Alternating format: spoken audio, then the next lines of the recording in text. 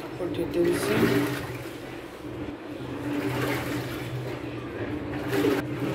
হচ্ছে অনেক রোদ বসছে আজকে। আনারসটা কাটবো, কেটে খাবো, তারপর নাস্তা করবো। ওকে, এই যে আমার আনারস কাটা রয়ে গেছে, এখন খাবো।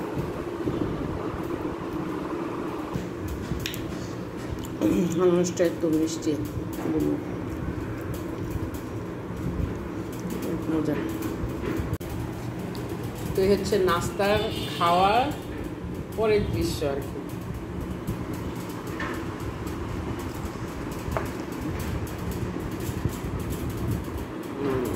টেবিলের এই হাল,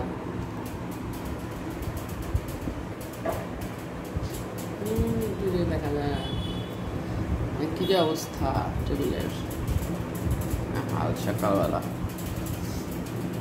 অলরেডি 10টা বেজে গেছে। আমার মগটা বেঁকে হয়েছে কেমনি, আল্লাহ কি অবস্থা। একটা তো বুয়া ফেলাইছিল টোপ মাছ থেকে, আরেকটা একটা ফেলাইছে খালায়, আরেকটা গেড়ায় ফেলাইছে। বাবা ফেলাইছে নাকি? অবশ্য বাবার মগ পেলাম, এটা তো আমাদের মগ। পানি খাই কি যে অবস্থা। কফি খাইলাম তাও চোখে ঘুম ঘুম যায় না।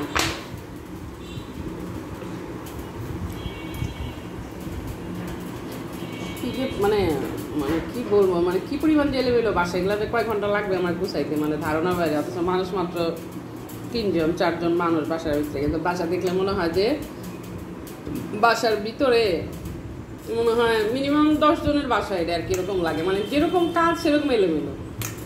অথচ মেয়েও সারাদিন ঘুমে মোবাইল নিয়ে বসে থাকে, আমিও সারাদিন মোবাইল নিয়ে, আর এ তো বের হয়ে সকালে চলে যায়। তারপরেও যে মানে কি বলবো জানি না ভাই, আমাদের সাথে ভূত টুত থাকে নাকি বুঝতে পারতেছি না। মানে এত পরিমাণে এলোমেলো হয়। রান্নাঘর তো দেখানোর মতো অবস্থা নেই, মানে এত বিদিকিস্কা অবস্থা। তো যাই হোক, সবাই দেখতে থাকুন, সাথে থাকুন।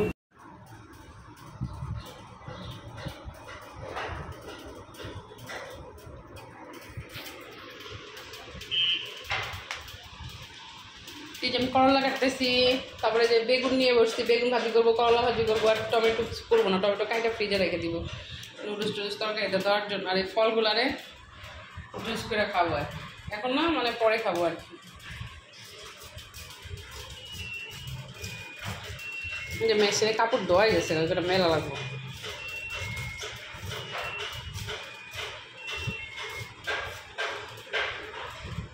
এত অভ্যাস মানে হয়েছে, কাজের সময় হাতে না আংটি দিতে পারি না চুড়ি দিতে পারি।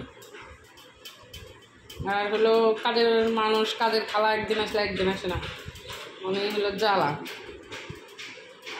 এই জন্য রাগ করে সব খুলে রেখে দিচ্ছি, কারণ ওগুলো পইরে কাজ করা খুব মানে মনে হয় যে দেরি হয়। ভাবতেছি একটা ডিশ ওয়াশারই কিনবো নাকি থালা বাসন ধোয়ার জন্য।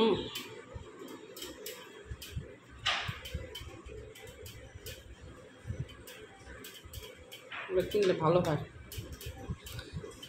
মানে থালা বাসন তো কম হয় না, তাও তো উঠায় রাখছি কতগুলো, বের করি না অত। আবার বের করলে দেখা যায় যে দুনিয়া ধইয়া হইতেই থাকে খালি। কাজ আর কম নাই, কাজ আসছি।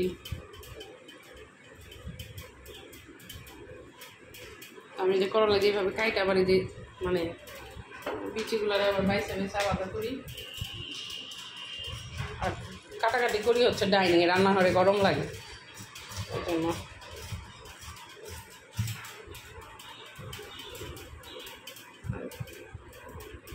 ডাইনিংয়ে গল্প করি, কাজ করি, যেভাবে করলার বিচি আবার আলাদা করি। বিচিগুলো খাই না,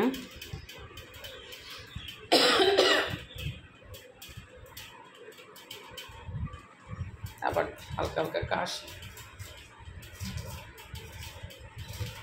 তো যাই হোক, কাজ করতে থাকি, আপনারা সাথে থাকেন, দেখতে থাকেন সবাই।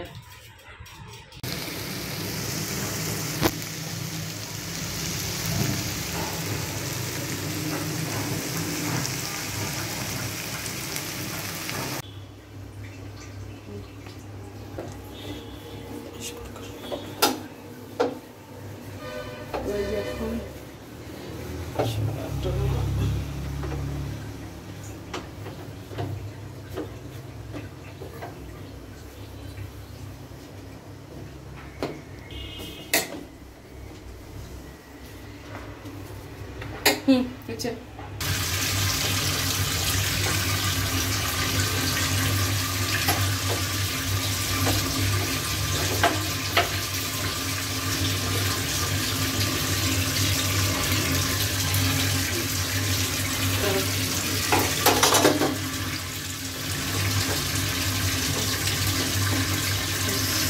আইসক্রিম খেয়ে আম ভর্তা খেয়ে এখন গোসল করতে যাব। তো আমাদের সাথে থাকুন, সবাইকে অসংখ্য ধন্যবাদ। তো এই হচ্ছে আমাদের দুপুরে খাবার দাবারই হচ্ছে করলা ভাজি করছি, হচ্ছে বাইলা মাছের তরকারি, তারপরে হচ্ছে ঝোল একটা মাংসের, আর বেগুন ভাজি, আর এটা হচ্ছে ডাল। আমি এখন খাবো।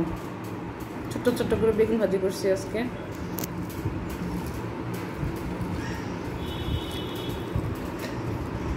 আমার স্ট্যান্ডটা আসলে হাতে ভিডিও করা লাগে। বিসমিল্লাহ। লবণ নেই, আমি যদিও বা কাঁচা লবণ কম খাই। বেগুন ভাজি, করলা ভাজি মানে খুব প্রিয়। তারপর শুটকি কথাই নেই, বেগুন দিয়ে কাঁচকা শুটকি মানে খুবই ভালো লাগে, সবই প্রিয়। তবে গোল বেগুন বড়টা বেশি চাক ভাজি ভালো লাগে, আর লম্বাটা দিয়ে চচ্চড়ি চচ্চড়ি মজা লাগে আর কি। মাছের গোড়া মাছের অনেক টেস্ট। তো খাই, আপনারা সাথে থাকেন। ফিনিশিং দিচ্ছি যে খাসির গোশ খাচ্ছি, হাড্ডি খাচ্ছি আর কি বসে বসে। আর হচ্ছে আম ভর্তা খাবো এখন লাস্টে।